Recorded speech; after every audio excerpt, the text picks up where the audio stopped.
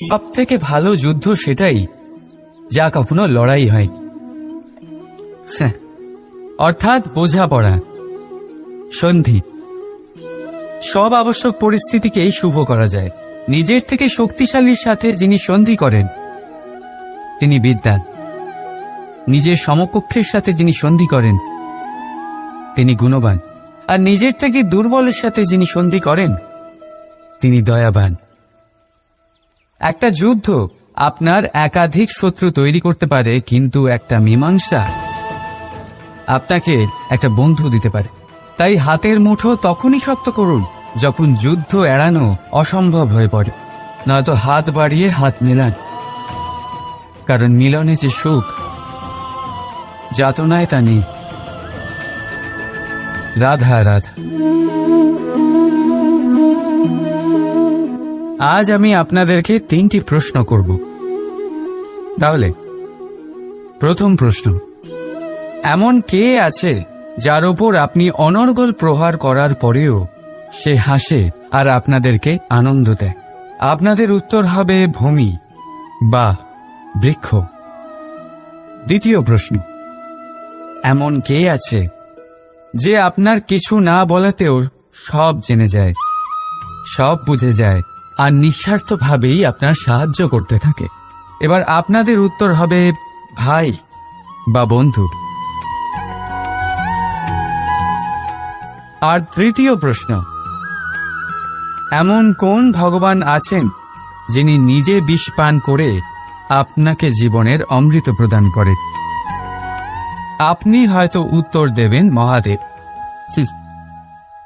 যদি আপনার উত্তর এইগুলি হয় তাহলে সেই উত্তর ভুল। এই সমস্ত প্রশ্নের একটাই সঠিক উত্তর আছে, আর তা হল মা। স্তন্য পান করার সময় আপনি পা দিয়ে কত তাকে মেরেছেন, কিন্তু তাও উনি হাসি মুখে আপনাকে আশীষ দিতে থেকেছেন। আপনি কিছু না বললেও উনি সব জেনে যান। আর এই জীবনের কঠিন পরিস্থিতির বিষ পান করে আপনাকে সুখের অমৃত দেন। এই জীবনে আপনি যাই করে নিন না কেন, মায়ের ঋণ কখনো পরিশোধ করতে পারবেন। যদি কিছু করতে চান তবে জীবনের আনন্দের মধ্যে, অনুভূতির মধ্যে আর ধন্যবাদের মধ্যে নিজের মাকে মনে রাখবেন। আর আমার সাথে ভালোবেসে বলবেন রাধা রাধা।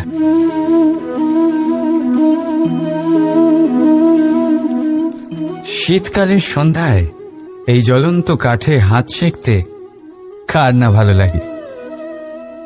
কত সময় পেরিয়ে যায় এই কাঠ সরাতে, ঘোরাতে, বোঝাই যায় না।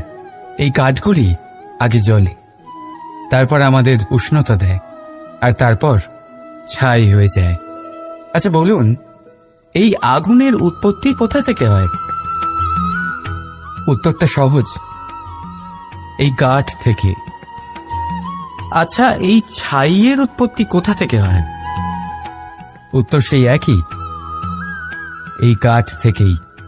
তাহলে আগুন আর ছাই, এই দুইয়ের উৎপত্তি কাঠ থেকেই হয়। এবার ভাবুন, আগুন যা এই কাঠ জ্বালায়, আর ছাই সেই ছাই যা এই আগুন নিভিয়ে দেয়। কিছু বুঝলেন?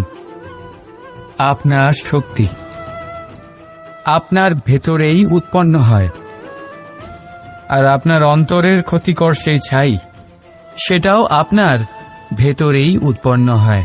তাই নিজের ভিতরের উজ্জ্বলতা দিয়ে এই সংসারকে আলোকিত করতে চান, নাকি নিজের ভেতরের আধার বার করে এই সংসারে অন্ধকার আনতে চান?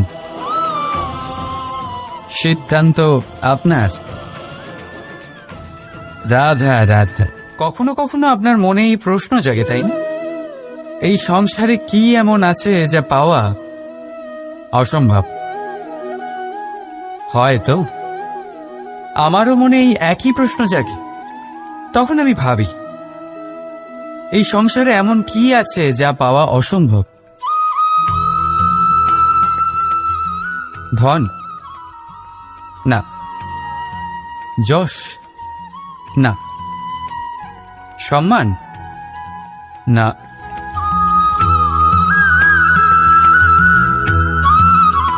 প্রেম? না।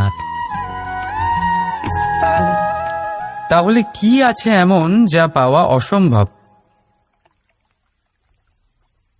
ভেবে দেখুন। উত্তর হলো স্বয়ং নিজের ভুল, স্বয়ং নিজের দোষ, যা কেউ কখনো পায় না।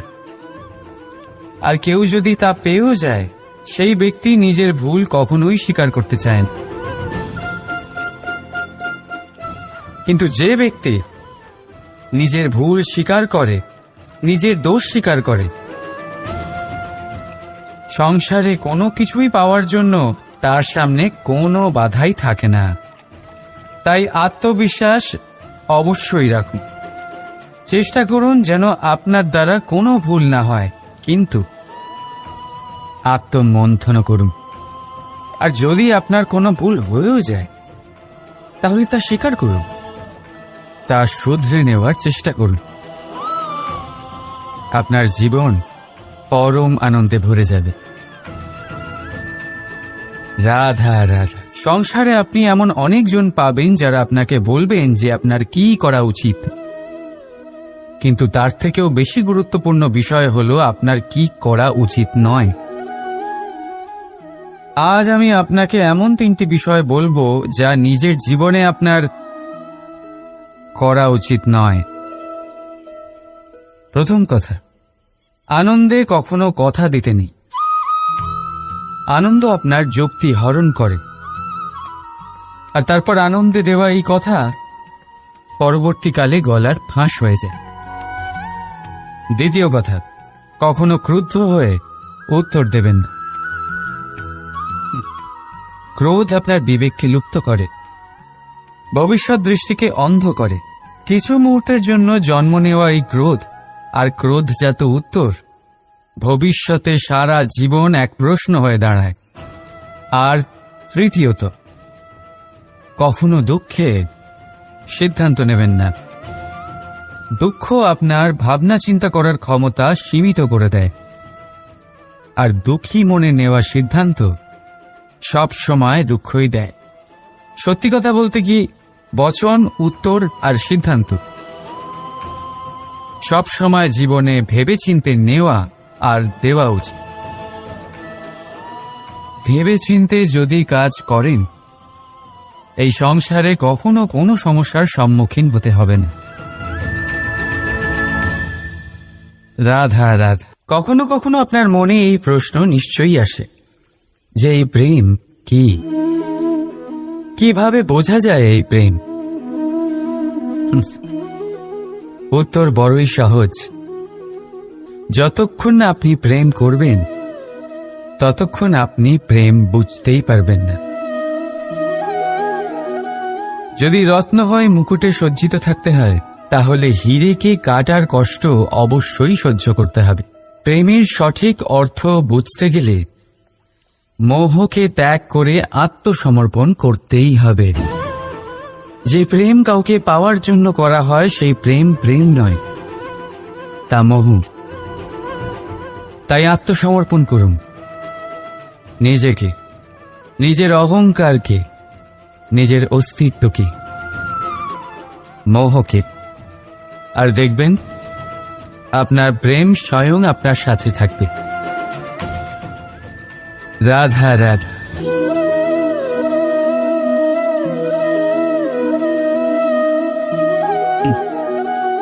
জীবনে কোনো এক লক্ষ্য প্রাপ্ত করতে গেলে মানুষ দুটি ভাব নিয়ে এগিয়ে চলে। প্রথম, নিজের লক্ষ্যে পৌঁছানোর নিশ্চয়তা, আর দ্বিতীয়, নিজের লক্ষ্যে পৌঁছানোর পথ। সবাই এটাই করেন, কিন্তু সবাই নিজের লক্ষ্যে পৌঁছতে পারেন না। কেন?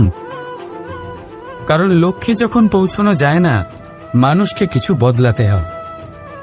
কেউ নিজের নিশ্চয় লক্ষ্য বদলে ফেলেন, কেউ নিজের পথ। যারা নানান পথে চেষ্টা করতে থাকেন, তারা সফল হয়েই যান, কিন্তু নিজের নিশ্চয় লক্ষ্য যারা বদলান, সাফল্যের স্বাদ তারা কখনোই পান না। তাই নিজের নিশ্চয় লক্ষ্য কখনো বদলাবেন না, কারণ নিশ্চয় লক্ষ্য হারালে পূর্ণিমার রাতেও চন্দ্রগ্রহণ দেখা যায়। নিজের নিশ্চয় লক্ষ্য বজায় রাখুন, আপনি সাফল্য অবশ্যই পাবেন। রাধা রাধা। নিজের মহলের সবচেয়ে উচ্চতায় দাঁড়ানো এক ব্যক্তি, তারও মনে একটা ভয় থাকে। ভয়, সেই মহলের ভিত নড়ে যাওয়ার ভয়, নিজের পতনের ভয়। আর সেই কারণেই সেই উচ্চতার সম্পূর্ণ আনন্দ সে উপভোগ করতে পারে না। কিন্তু আপনি কি কখনো কোনো গাছের ডালে বসে থাকা কোনো পাখিকে দেখেছেন? সেই ডাল ভেঙে গেলেও তার পড়ে যাওয়ার ভয় থাকে না। কেন? কারণ তার নিজের ডানার ওপর বিশ্বাস আছে। ঠিক সেইভাবেই আমাদের মধ্যে বেশিরভাগ মানুষ কোনো না কোনো সাহায্য নিয়ে উচ্চতায় পৌঁছেছেন, কারোর সাহায্য নিয়ে সাফল্য অর্জন করেছেন। কিন্তু সাফল্যের আনন্দ শুধু তারাই অনুভব করতে পারেন যাদের মনে পড়ে যাওয়ার ভয় নেই। তাই কারোর সাহায্যের উপর নয়, নিজের সামর্থ্যের উপরে বিশ্বাস রাখুন। রাধা রাধা। বনস্পতি ফলনের জন্য আমাদের কিসের প্রয়োজন পড়ে? একটু ধরিত্রীর, একটু পরিশ্রমের, আর একটা বীজের। এবার যদি মানুষের কথা বলি, তাহলে এখানে ধরিত্রী হলো মানুষের এই জীবন, যেখানে মানুষ নিজের ইচ্ছের ফল ফুল ফলন করতে চায়। পরিশ্রম হলো আমাদের কর্ম, আর বীজ হলো আমাদের নির্বাচন। আমাদের বেছে নিতে হবে যে আমরা কি বপন করব, আম নাকি ফণি মনসা। এর মধ্যে আমরা কি পেতে চাই? রসালো ফলের ফলন চাই নাকি কাঁটার ফলন চাই, তা আমাদের উপর নির্ভরশীল। কিন্তু একটা কথা ঠিক, লক্ষ্য যেমনই হোক না কেন, জীবন যেমনই হোক না কেন, যদি আপনি লক্ষ্যের দিকে এগোতে থাকেন, তাহলে কর্মের সাথে খামখেয়ালি আচরণ করতে পারবেন না। যদি আপনি এমন করেন, তাহলে এটা আপনাকে একটা অনুচিত লক্ষ্যে পৌঁছে দেবে, সেটা কিন্তু নিশ্চিত। সবসময় এটা মনে রাখবেন, কর্মের সাথে খামখেয়ালি হবেন, অর্থাৎ কর্মফলও আপনার সাথে খামখেয়ালি হবে। তাহলে নিষ্ঠার সাথে কর্ম করতে থাকুন আর নিজের লক্ষ্যকে প্রাপ্ত করুন। আর আমার সাথে ভালোবেসে বলুন, রাধা রাধা। অগ্নি, চতুর্থ তত্ত্ব, সব থেকে বেশি গুরুত্বপূর্ণ, কিন্তু তার থেকেও বেশি ভয়াবহ। কখনো অগ্নিকে নিয়ন্ত্রিত রূপে উনুনে জ্বলতে দেখেছেন? এই অগ্নি আমাদের খাবার বানাতে সাহায্য করে, যা আমাদের শক্তি প্রদান করে। কিন্তু এই অগ্নি যখন বিচলিত হয়ে, অনিয়ন্ত্রিত হয়ে কোনো বনের আগুন হয়ে ওঠে, তখন মহা বিনাশ ঘটে যায়। আপনারই অন্তরের ঊর্জা হলো এই অগ্নি। এটা আপনার শক্তিও, আপনার ক্রোধ। একে ব্যবহার কিভাবে করবেন তা আপনারই হাতে। যদি কোনো ব্যক্তি নিজের অন্তরের এই ঊর্জাকে ব্যবহার করেন শক্তির রূপে, তাহলে সে বিকাশ ঘটাতে পারে, নির্মাণ ঘটাতে পারে। কিন্তু যদি কোনো ব্যক্তি তার অন্তরের ঊর্জাকে বিধ্বংসী অস্ত্র বানিয়ে ফেলেন, তাহলে নিশ্চিত রূপে মহা বিনাশ ঘটতে পারে, যাতে বিনাশ তারও অবশ্যই হবে। অনেক বছর পূর্বে এমনই এক আগুনের দ্বারা এই সুন্দর পৃথিবীর নির্মাণ হয়েছিল। আর অনেক বছর পূর্বে এমন এক আগুনেই সমস্ত জীব এবং সংসার বিলুপ্ত হয়ে গেছিল। এবার আপনি আপনার অন্তরের ঊর্জা দ্বারা বিনাশ ঘটাতে চান নাকি নির্মাণ ঘটাতে চান, সেই সিদ্ধান্ত আপনারই।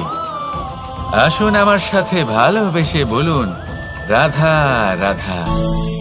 কখনো কখনো এমন হয়, আমরা আমাদের বাড়ির উঠোনে বীজ বপন করি, আর তা বিকশিত হয় একটা সুন্দর বৃক্ষে।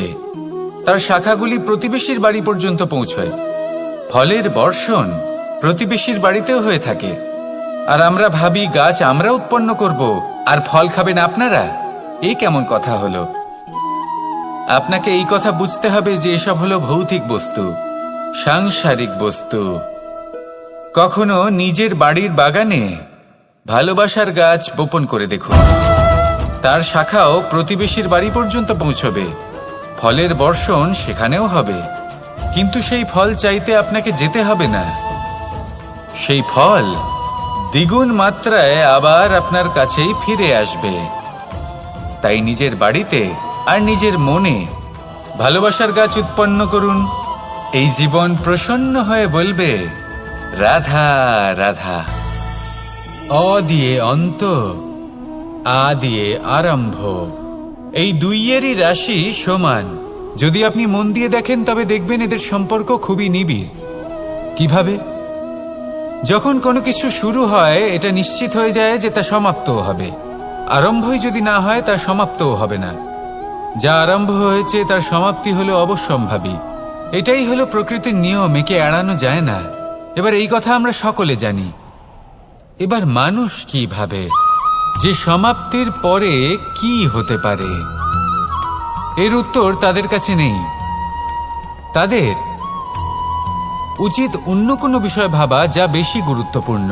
এবার মানুষ এটা জানে না যে মৃত্যুর পরে কি হতে পারে, কিন্তু এই কথা অবশ্যই জানে যে জন্ম থেকে মৃত্যু পর্যন্ত এই সময়, যাকে আমরা জীবন বলে থাকি, এই সময় আমরা কর্ম করতে পারি। এই কথা তো আমরা জানি।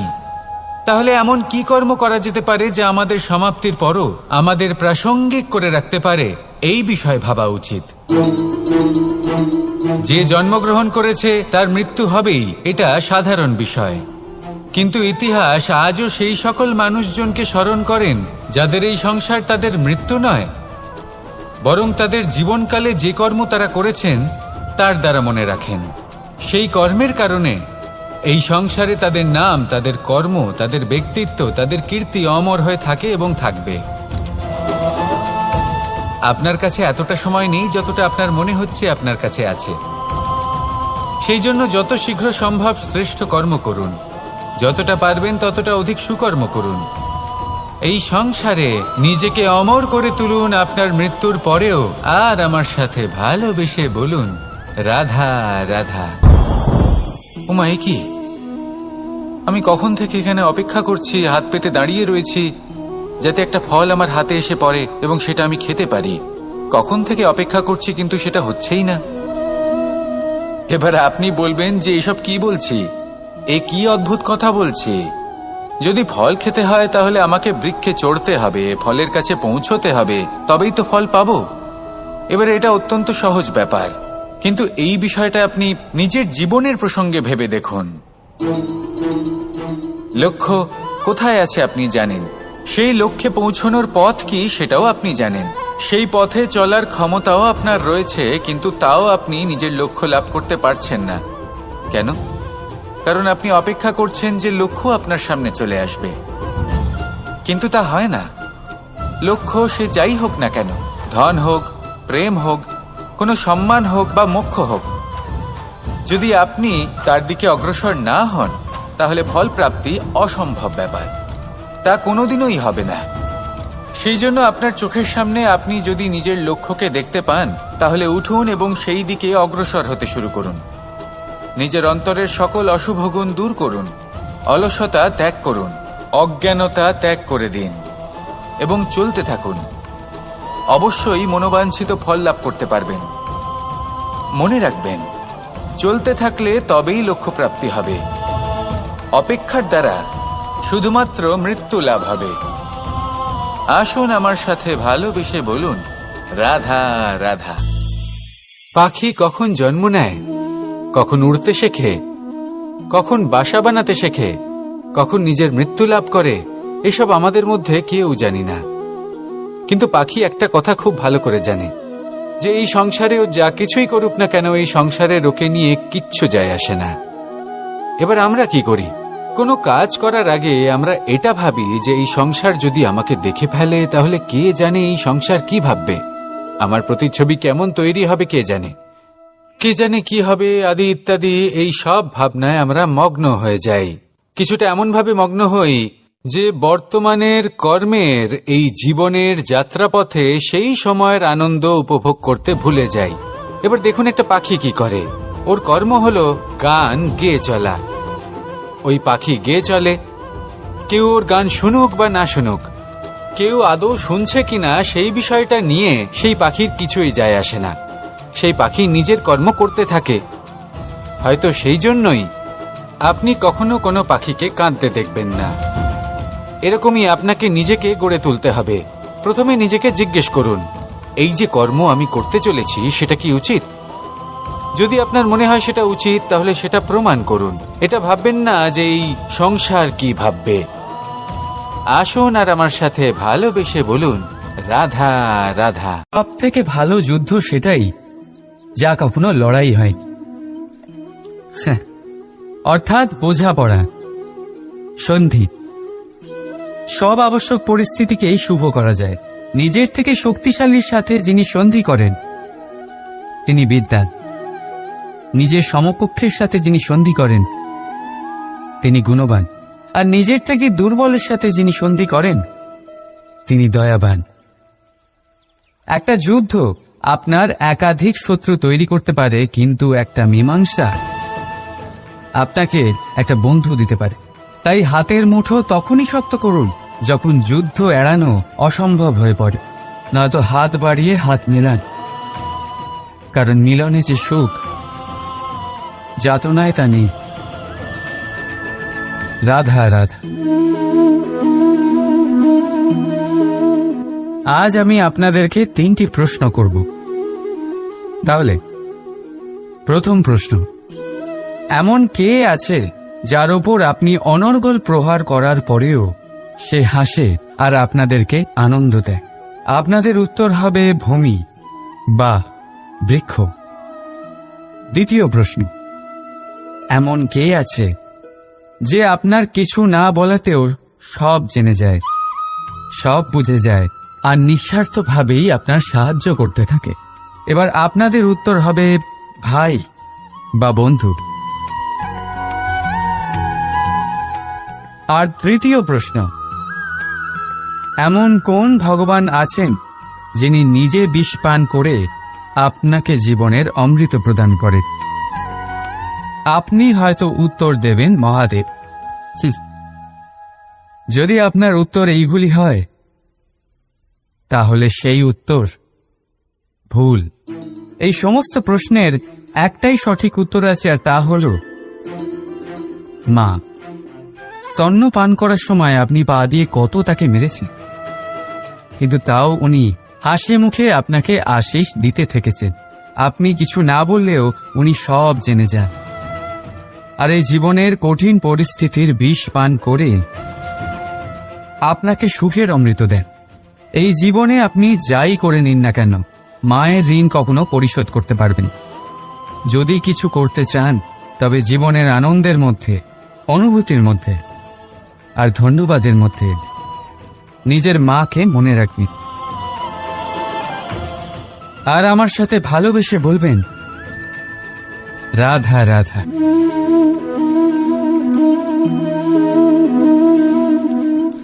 শীতকালের সন্ধ্যায় এই জ্বলন্ত কাঠে হাত সেঁকতে কার না ভালো লাগে?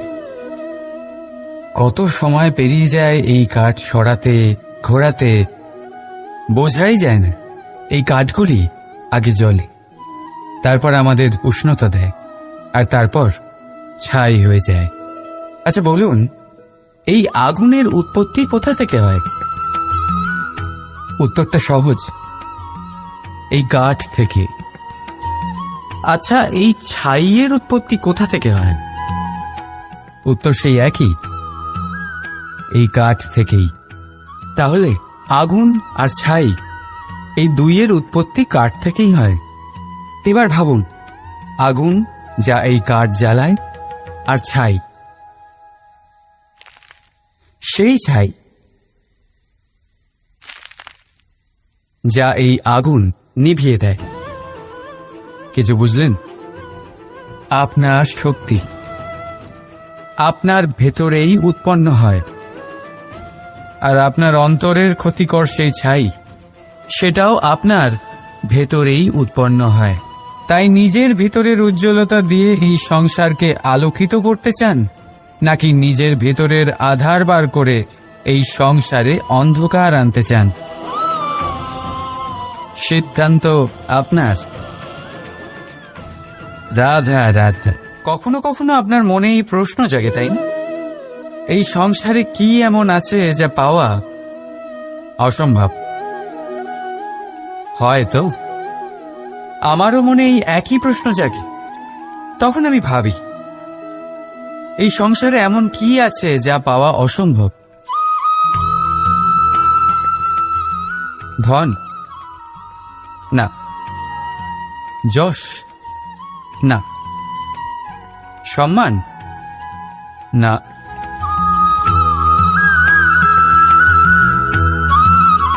প্রেম? না। তাহলে কি আছে এমন যা পাওয়া অসম্ভব? ভেবে দেখুন।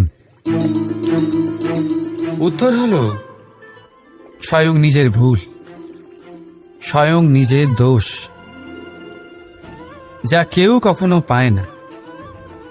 আর কেউ যদি তা পেয়েও যায়, সেই ব্যক্তি নিজের ভুল কখনোই স্বীকার করতে চায় না। কিন্তু যে ব্যক্তি নিজের ভুল স্বীকার করে, রাধা রাধা, সংসারে আপনি এমন অনেকজন পাবেন যারা আপনাকে বলবেন যে আপনার কি করা উচিত। কিন্তু তার থেকেও বেশি গুরুত্বপূর্ণ বিষয় হলো আপনার কি করা উচিত নয়। আজ আমি আপনাকে এমন 3টি বিষয় বলবো যা নিজের জীবনে আপনার করা উচিত নয়। প্রথম কথা, আনন্দে কখনো কথা দিতে নেই। আনন্দ আপনার যুক্তি হরণ করে, আর তারপর আনন্দে দেওয়া এই কথা পরবর্তীকালে গলার ফাঁস হয়ে যায়। দ্বিতীয় কথা, কখনো ক্রুদ্ধ হয়ে উত্তর দেবেন না। ক্রোধ আপনার বিবেককে লুপ্ত করে, ভবিষ্যৎ দৃষ্টিকে অন্ধ করে। কিছু মুহূর্তের জন্য জন্ম নেওয়া এই ক্রোধ আর ক্রোধজাত উত্তর ভবিষ্যতে সারা জীবন এক প্রশ্ন হয়ে দাঁড়ায়। আর তৃতীয়ত, কখনো দুঃখে সিদ্ধান্ত নেবেন না। দুঃখ আপনার ভাবনা চিন্তা করার ক্ষমতা সীমিত করে দেয়, আর দুঃখী মনে নেওয়া সিদ্ধান্ত সব সময় দুঃখই দেয়। সত্যি কথা বলতে কি, বচন, উত্তর আর সিদ্ধান্ত সব সময় জীবনে ভেবেচিন্তে নেওয়া আর দেওয়া উচিত। ভেবেচিন্তে যদি কাজ করেন, এই সংসারে কখনো কোনো সমস্যার সম্মুখীন হতে হবে না। রাধা রাধা। কখনো কখনো আপনার মনে এই প্রশ্ন নিশ্চয়ই আসে যে এই প্রেম কি, কিভাবে বোঝা যায় এই প্রেম? উত্তর বড়ই সহজ। যতক্ষণ না আপনি প্রেম করবেন, ততক্ষণ আপনি প্রেম বুঝতেই পারবেন না। যদি রত্ন হয় মুকুটে সজ্জিত থাকতে হয়, তাহলে হীরেকে কাটার কষ্ট অবশ্যই সহ্য করতে হবে। প্রেমের সঠিক অর্থ বুঝতে গেলে মোহকে ত্যাগ করে আত্মসমর্পণ করতেই হবে। যে প্রেম কাউকে পাওয়ার জন্য করা হয়, সেই প্রেম প্রেম নয়, তা মোহ। তাই আত্মসমর্পণ করুন নিজেকে, নিজের অহংকারকে, নিজের অস্তিত্বকে, মোহকে, আর দেখবেন আপনার প্রেম স্বয়ং আপনার সাথে থাকবে। রাধা রাধা।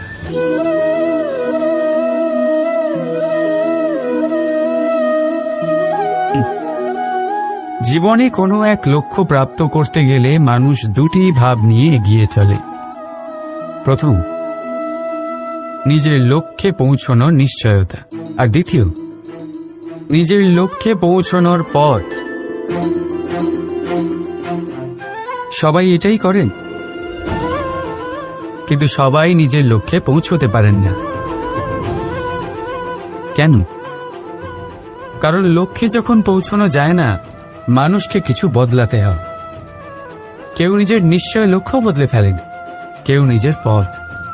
যারা নানান পথে চেষ্টা করতে থাকেন তারা সফল হয়েই যান, কিন্তু নিজের নিশ্চয় লক্ষ্য যারা বদলান সাফল্যের স্বাদ তারা কখনোই পান না। তাই নিজের নিশ্চয় লক্ষ্য কখনো বদলাবেন না, কারণ নিশ্চয় লক্ষ্য হারালে পূর্ণিমার রাতেও চন্দ্রগ্রহণ দেখা যায়। নিজের নিশ্চয় লক্ষ্য বজায় রাখুন, আপনি সাফল্য অবশ্যই পাবেন। রাধা রাধা। নিজের মহলের সবচেয়ে উচ্চতায় দাঁড়ানো এক ব্যক্তি, তারও মনে একটা ভয় থাকে, ভয় সেই মহলের ভিত নড়ে যাওয়ার ভয়, নিজের পতনের ভয়। আর সেই কারণেই সেই উচ্চতার সম্পূর্ণ আনন্দ সে উপভোগ করতে পারে না। কিন্তু আপনি কি কখনো কোনো গাছের ডালে বসে থাকা কোনো পাখিকে দেখেছেন? সেই ডাল ভেঙে গেলেও তার পড়ে যাওয়ার ভয় থাকে না। কেন? কারণ তার নিজের ডানার ওপর বিশ্বাস আছে। ঠিক সেইভাবেই আমাদের মধ্যে বেশিরভাগ মানুষ কোনো না কোনো সাহায্য নিয়ে উচ্চতায় পৌঁছেছেন, কারোর সাহায্য নিয়ে সাফল্য অর্জন করেছেন। কিন্তু সাফল্যের আনন্দ শুধু তারাই অনুভব করতে পারেন যাদের মনে পড়ে যাওয়ার ভয় নেই। তাই কারোর সাহায্যের ওপর নয়, নিজের সামর্থ্যের ওপরে বিশ্বাস রাখুন। রাধা রাধা। বনস্পতি ফলনের জন্য আমাদের কিসের প্রয়োজন পড়ে? একটু ধরিত্রীর, একটু পরিশ্রমের, আর একটা বীজের। এবার যদি মানুষের কথা বলি, তাহলে এখানে ধরিত্রী হলো মানুষের এই জীবন, যেখানে মানুষ নিজের ইচ্ছের ফল ফুল ফলন করতে চায়। পরিশ্রম হলো আমাদের কর্ম, আর বীজ হলো আমাদের নির্বাচন। আমাদের বেছে নিতে হবে যে আমরা কি বপন করব, আম নাকি ফণি মনসা। এর মধ্যে আমরা কি পেতে চাই? রসালো ফলের ফলন চাই নাকি কাঁটার ফলন চাই, তা আমাদের উপর নির্ভরশীল।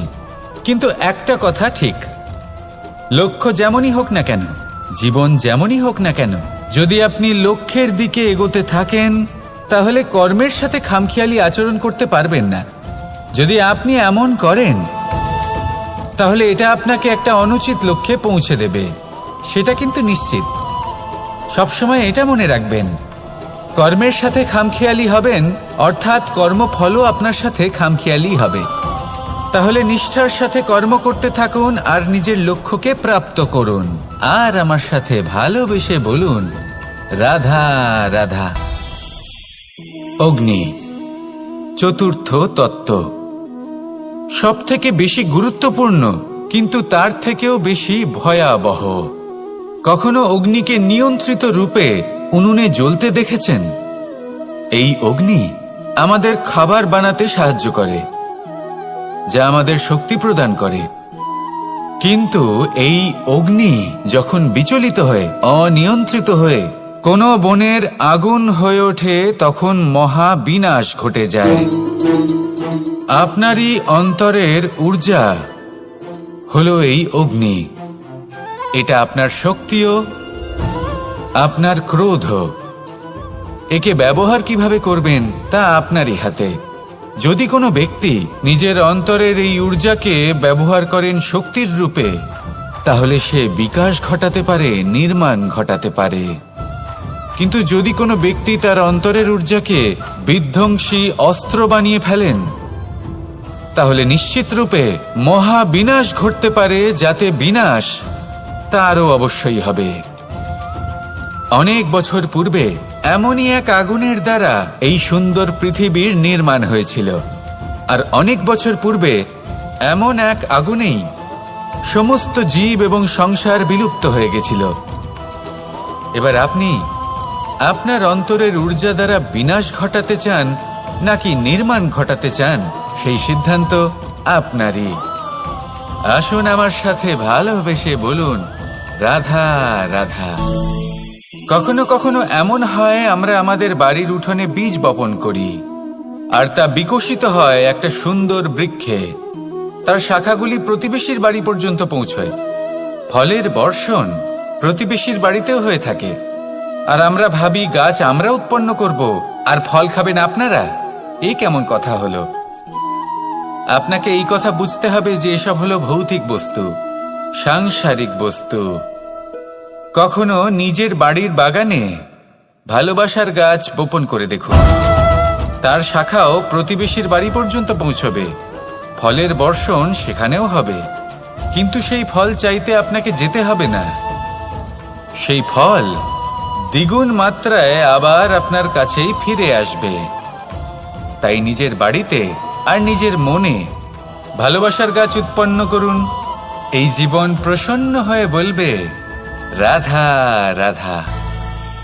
অ দিয়ে অন্ত, আ দিয়ে আরম্ভ, এই দুইয়েরই রাশি সমান। যদি আপনি মন দিয়ে দেখেন তবে দেখবেন এদের সম্পর্ক খুবই নিবিড়। কিভাবে? যখন কোনো কিছু শুরু হয় এটা নিশ্চিত হয়ে যায় যে তা সমাপ্তও হবে। আরম্ভই যদি না হয় তার সমাপ্তও হবে না। যা আরম্ভ হয়েছে তার সমাপ্তি হলো অবশ্যম্ভাবী। এটাই হলো প্রকৃতির নিয়ম, একে এড়ানো যায় না। এবার এই কথা আমরা সকলে জানি। এবার মানুষ কি ভাবে যে সমাপ্তির পরে কি হতে পারে, এর উত্তর তাদের কাছে নেই। তাদের উচিত অন্য কোনো বিষয় ভাবা যা বেশি গুরুত্বপূর্ণ। এবার মানুষ এটা জানে না যে মৃত্যুর পরে কি হতে পারে, কিন্তু এই কথা অবশ্যই জানে যে জন্ম থেকে মৃত্যু পর্যন্ত এই সময়, যাকে আমরা জীবন বলে থাকি, এই সময় আমরা কর্ম করতে পারি। এই কথা তো আমরা জানি। তাহলে এমন কি কর্ম করা যেতে পারে যা আমাদের সমাপ্তির পরও আমাদের প্রাসঙ্গিক করে রাখতে পারে, এই বিষয়ে ভাবা উচিত। যে জন্মগ্রহণ করেছে তার মৃত্যু হবেই, এটা সাধারণ বিষয়। কিন্তু ইতিহাস আজও সেই সকল মানুষজনকে স্মরণ করেন যাদের এই সংসার তাদের মৃত্যু নয়, বরং তাদের জীবনকালে যে কর্ম তারা করেছেন তার দ্বারা মনে রাখেন। সেই কর্মের কারণে এই সংসারে তাদের নাম, তাদের কর্ম, তাদের ব্যক্তিত্ব, তাদের কীর্তি অমর হয়ে থাকে এবং থাকবে।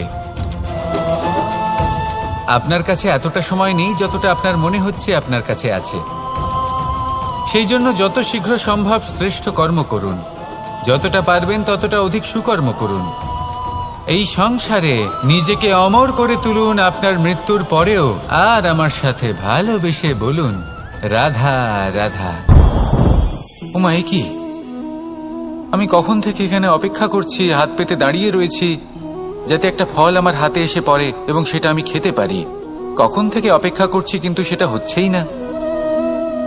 এবার আপনি বলবেন যে এসব কি বলছি, এ কি অদ্ভুত কথা বলছি। যদি ফল খেতে হয় তাহলে আমাকে বৃক্ষে চড়তে হবে, ফলের কাছে পৌঁছতে হবে, তবেই তো ফল পাবো। এবার এটা অত্যন্ত সহজ ব্যাপার, কিন্তু এই বিষয়টা আপনি নিজের জীবনের প্রসঙ্গে ভেবে দেখুন। লক্ষ্য কোথায় আছে আপনি জানেন, সেই লক্ষ্যে পৌঁছানোর পথ কি সেটাও আপনি জানেন, সেই পথে চলার ক্ষমতাও আপনার রয়েছে, কিন্তু তাও আপনি নিজের লক্ষ্য লাভ করতে পারছেন না। কেন?